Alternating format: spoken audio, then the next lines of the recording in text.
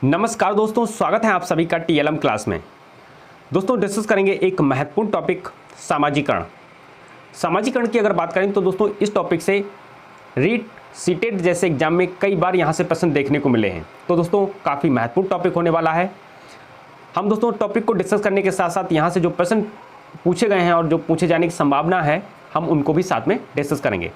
तो आइए दोस्तों देरी ना करते हुए हम इस टॉपिक को डिस्कस करते हैं। बात करेंगे सबसे पहले सामाजिकरण क्या है। दोस्तों बात करेंगे, फिर सामाजिकरण के बाद हम बात करेंगे सामाजिकरण को प्रभावित करने वाले कारक, सामाजिकरण की प्रक्रिया में मुख्य अभिकर्ता, इन सारी चीज़ों को हम डिस्कस करने वाले हैं। तो आइए पहले हम डिस्कस कर लेते हैं कि सामाजिकरण क्या है। बात करेंगे सामाजिकरण की, तो सामाजिकरण एक सामाजिक ढंग से सीखने सिखाने की प्रक्रिया है। यानी सामाजिक जो भी जीवन है उसको सीखने सिखाने की प्रक्रिया को क्या कहते हैं, हम सामाजिकरण कहते हैं। जैसे उदाहरण के तौर पर देखें, सामाजिकरण के द्वारा बालक रहन सहन सीखता है। सामाजिकरण के द्वारा बच्चा आदतें, विश्वास, जो बिलीफ्स हैं, समाज के नियम हैं, समाज में क्या नियम चल रहे हैं, उन नियम्स को, मूल्य, वैल्यूज़ जो हो गई, मान्यताएं जो चल रही हैं समाज में, उन सारी चीज़ों को बच्चा क्या करता है, आत्मसात करता है, उनको सीखता है। यानी कि हम कह सकते हैं कि सामाजिकरण क्या है, सामाजिक जीवन को सीखने सिखाने की प्रक्रिया जिसमें बहुत सारी चीज़ें आ जाती हैं, जैसे रहन सहन, आदतें, समाज के नियम और मान्यताएं, ये सारी चीज़ें आ जाती हैं सामाजिकरण में। संक्षेप में अगर इसी चीज़ को हम बात करें कि सामाजिकरण क्या है, इसके द्वारा बालक आयु बढ़ने के साथ साथ समाज के अन्य व्यक्तियों की भांति, जैसे समाज के अन्य लोग रहते हैं, अन्य व्यक्तियों की भांति व्यवहार करने का अधिगम करता है। यही दोस्तों क्या कहलाता है, सामाजिकरण कहलाता है। क्वेश्चन दोस्तों पूछा गया था यहाँ से कि जन्म के समय बालक ना तो सामाजिक होता है और ना ही वह असामाजिक होता है। ये दोस्तों क्वेश्चन पूछा गया, आप याद रखना है कि जन्म के समय बच्चा ना तो सामाजिक होता है और ना ही वह असामाजिक होता है, वह क्या होता है, एक जीवित पुतला होता है। याद रखना है दोस्तों, ये क्वेश्चन पूछा गया है। तो आइए बात करेंगे रास के अनुसार डेफिनेशन पूछी गई है, तो इसे याद कर लेना है कि रास ने कहा था कि सामाजिकरण क्या है, सामाजिकरण सहयोग करने वाले व्यक्तियों में हम, याद रखना है दोस्तों, हम, ये ट्रिक बना के आप याद कर सकते हो कि हम की भावना का विकास करता है। सामाजिकरण क्या है, सहयोग करने वाले व्यक्ति, जो व्यक्ति सहयोग करते हैं उसमें हम की भावना का, यानी कि एक साथ काम करने की भावना का विकास करता है और उनमें एक साथ कार्य करने की इच्छा, क्षमता का विकास करता है। ये रास महोदय की डेफिनेशन है, इसको याद रखना है। आइए बात करते हैं सामाजिकरण को प्रभावित करने वाले विभिन्न कारक कौन कौन से हैं। आपसे यहाँ से भी क्वेश्चन पूछा जा सकता है कि निम्नलिखित में से कौन सा कारक नहीं है या कारक है। बात करेंगे सामाजिकरण को प्रभावित करने वाले कारक निम्नलिखित हैं।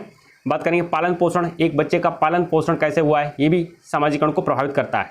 यदि पालन पोषण अच्छे से नहीं हुआ है तो बच्चा चिड़चिड़ा हो जाता है और वह समाज में अपने आप को समायोजित नहीं कर पाता। सहानुभूति हो गई, सामाजिक शिक्षण, उसकी शिक्षा व्यवस्था क्या है, उसकी शिक्षा व्यवस्था कैसे हो रही है, ये भी सामाजिकरण को प्रभावित करता है। पुरस्कार दंड की बात करें, वंशानुक्रम भी दोस्तों सामाजिकरण को प्रभावित करता है। वंशानुक्रम की अगर बात करें तो बच्चे जो होते हैं वह अपने माता पिता का ही गुण लेकर के पैदा होते हैं, तो उनके माता पिता के जो गुण हैं बच्चों में प्रभावी होते हैं। जिस प्रकार वंशानुक्रम भी क्या करता है, बच्चों के सामाजिकरण को प्रभावित करता है। परिवार हो गया, आस पड़ोस हो गया, स्कूल, बालक जो बच्चे के साथी हैं, समुदाय और धर्म, ये सारी चीज़ें, धार्मिक, अलग अलग धर्म के लोग का माइंडसेट, अलग अलग धर्म के लोगों का जो विचार होता है वो अलग होता है। तो दोस्तों ये सारी चीज़ें बच्चे को क्या करती हैं, प्रभावित करती हैं सामाजिकरण के लिए।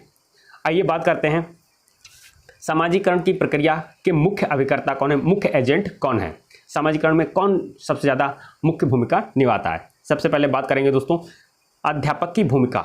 अध्यापक की एक भूमिका जो होती है वह सामाजिकरण प्रक्रिया में अहम भूमिका निभाती है।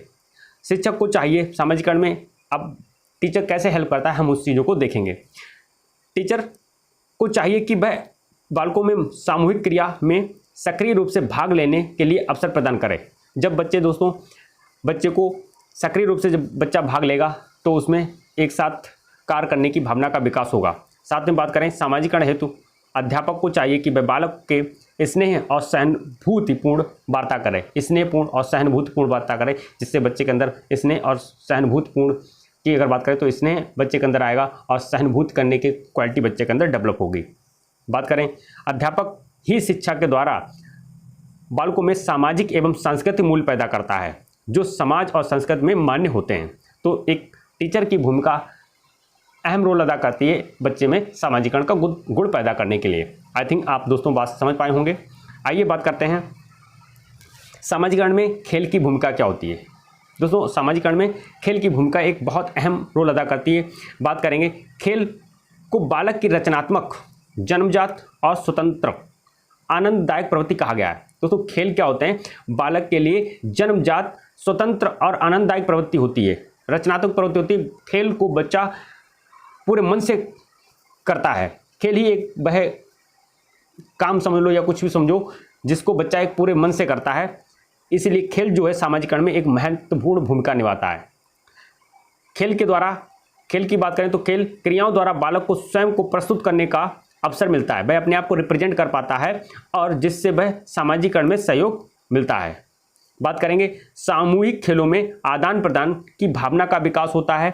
मिलजुल कर खेलते हैं बच्चे तो उनमें एकता और सहयोग की भावना का विकास होता है। जब बच्चों में एकता और सहयोग की भावना का विकास होगा तो बच्चे में सामाजिकरण का गुण के लिए बहुत महत्वपूर्ण भूमिका निभाते हैं एकता और सहयोग।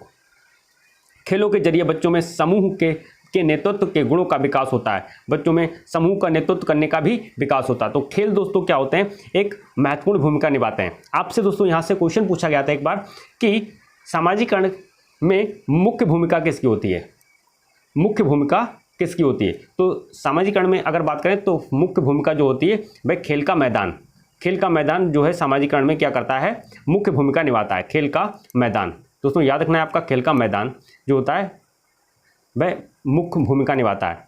और अगर बात करें प्राथमिक भूमिका कि सामाजिकरण में प्राथमिक स्रोत कौन है, सामाजिकरण का प्राथमिक स्रोत तो परिवार। तो दोनों क्वेश्चनों को दोस्तों पूछा गया है, याद रखना है। सामाजिकरण का प्राथमिक स्रोत आपका रहेगा परिवार, वहीं मुख्य भूमिका की अगर बात करें तो खेल का मैदान। आई थिंक बात क्लियर हो पाई होगी, आप दोस्तों नोट कर लीजिएगा इसको। आइए बात करते हैं खेल में हार जीत का अनुभव बच्चों में सहन शक्ति का विकास करता है जो सामाजिकरण के लिए अत्यंत आवश्यक होता है। बच्चे हारते हैं जीतते हैं तो इससे बच्चों में अंदर क्या आती है, सहन शक्ति आती है और सहन शक्ति सामाजिकरण का एक विशेष गुण होता है। आइए बात करते हैं सामाजिकरण के मार्ग में आने वाली बाधाएं कौन कौन सी चीज़ें बच्चों को बाधा के रूप में सामना करना पड़ सकता है जो बच्चे में सामाजिकरण का गुण पैदा होने से रोक सकती हैं, एक हिंड्रेंस का काम करती हैं। बात करेंगे सामाजिक बुराइयां, बहुत सारी समाज में बुराइयां होती हैं जो बच्चे के अंदर क्या करती हैं, सामाजिकरण होने से रोकती हैं।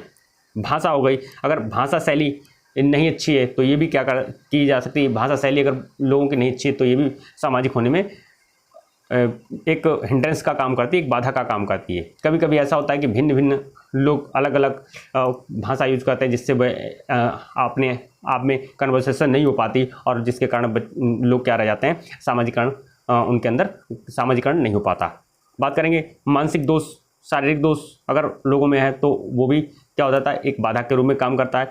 बड़ों के द्वारा छोटों का अपमान, शिक्षा का अभाव, अगर शिक्षा का अभाव है ये भी क्या करेगा, एक सामाजिकरण में मेन बाधा का काम करता है। ये मोस्ट इंपॉर्टेंट रहेगा कि शिक्षा का अभाव भी बच्चे के अंदर सामाजिकरण का गुण पैदा होने से रोक सकती है। खंडित परिवार, अलग अलग जगह पर खंडित छोटे छोटे परिवार टूट जाना, ये भी एक बाधा का कारण है। आई थिंक दोस्तों आपको बात क्लियर हो पाई होगी।